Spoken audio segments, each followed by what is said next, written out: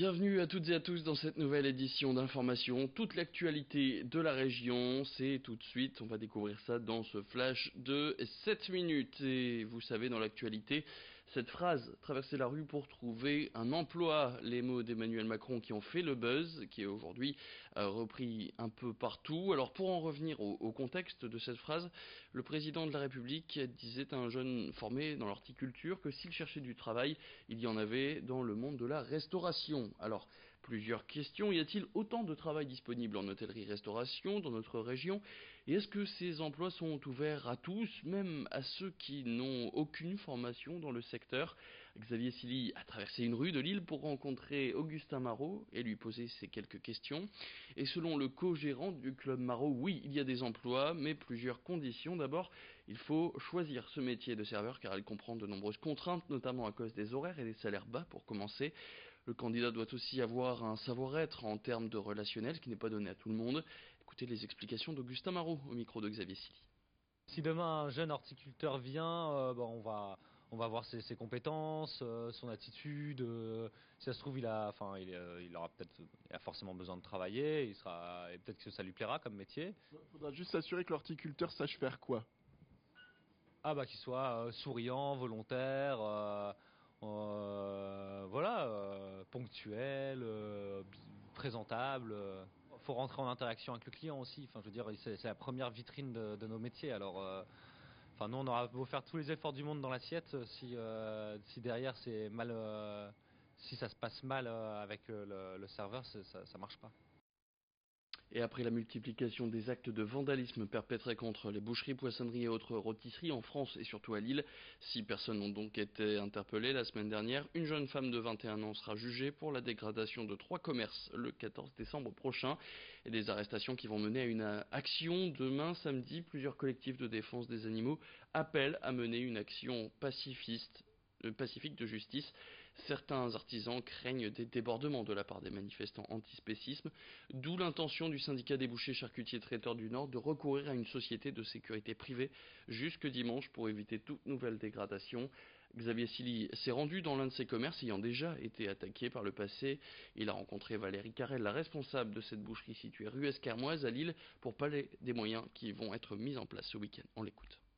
Au quotidien, on se demande dès qu'il y a quelqu'un qui rentre dans le magasin qu'on connaît pas ou qui semble, regarder, la façade, la vitrine où on a toujours sur nos aguets. Même le matin, dès qu'on arrive, la première chose c'est de regarder la vitrine, de regarder si, rien n'est tagué, rien n'est cassé. Maintenant ça devient notre quotidien et c'est même désolant parce que c'est pas le but quoi. Il n'y a pas de dialogue possible puisqu'on nous menace avant d'essayer les discussions.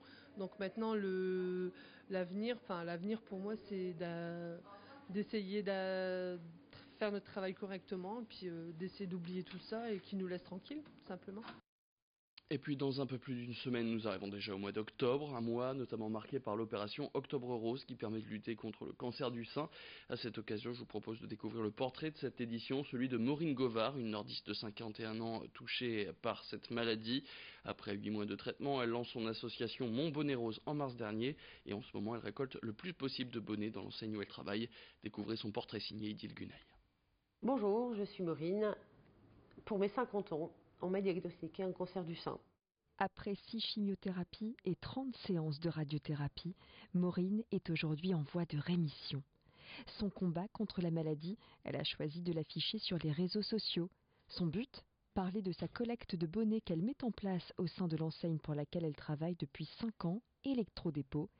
80 magasins sont concernés partout en France, comme ici, à Fâche-Tuménil. Récolter des bonnets pour les femmes atteintes d'un cancer du sein, c'est répondre à un besoin, selon Maureen. Les bonnets chimio sont souvent associés avec un petit foulard ou en tout cas sont plus couvrants qu'un simple bonnet qu'on peut trouver dans le commerce classique.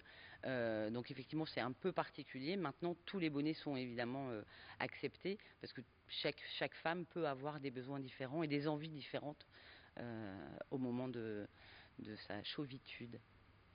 C'est de la féminité, c'est réussir à rester belle pendant le parcours, si en tout cas on n'opte pas pour une perruque, ce qui a été mon cas.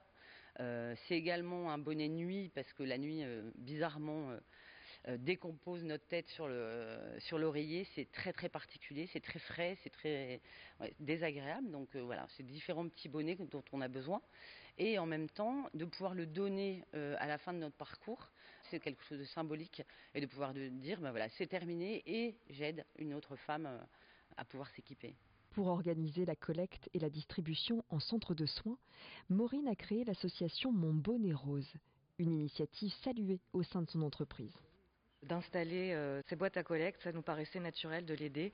Ça fait partie effectivement de nos valeurs. La solidarité chez Electrodépôt, c'est quelque chose d'important qu'on met déjà en œuvre par d'autres actions pour les collaborateurs.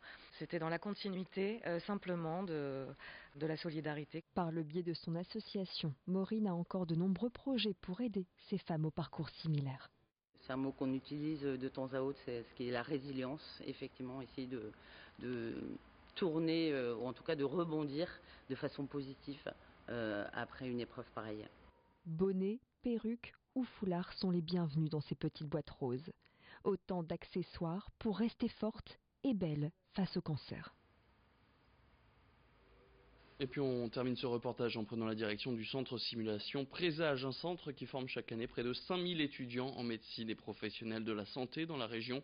Avis à ceux qui s'intéressent de près à ces études de médecine, l'établissement organise des portes ouvertes demain, l'occasion de découvrir comment apprennent les médecins à travailler sur notre corps. Ici, tout est fait pour ressembler le plus possible à un hôpital, bloc opératoire, chambre, salle de consultation. Tout a été reproduit le plus fidèlement possible.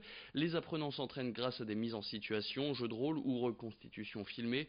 Et toutes les spécialités sont représentées. Pour la journée porte ouverte, plus d'infos sur le site univ-lille.fr et les explications tout de suite au micro d'Idil Gunaï. Il parle pour mettre en situation les apprenants. Il a les yeux qui s'ouvrent et se ferment. Quand il perd conscience, par exemple, il perd le contrôle visuel. On peut l'examiner sur le plan neurologique sur les pupilles. Et il devient bleu quand il est hypoxique, il manque d'oxygène, comme dans la vraie vie. Vous pouvez lui parler là ? Oui, je peux lui parler, bien sûr. Donc c'est Monsieur Hall. Bonjour monsieur. Bonjour. Comment allez-vous ? Pas très bien aujourd'hui. C'est vrai, qu'est-ce qui se passe ? C'est mal dans la poitrine. D'accord. Est-ce que ça reste au niveau de la poitrine ou est-ce que la douleur part, par exemple, quelque part ? Non, c'est très localisé dans la poitrine. Vous voyez, avec un interrogatoire comme ça, on peut savoir est-ce qu'on est face à une douleur d'infarctus ou est-ce qu'on est plutôt sur une douleur musculaire. Si la douleur avait irradié, ça nous aurait alerté sur peut-être une douleur d'origine cardiaque. Et c'est la fin de cette édition. Tout de suite, la météo.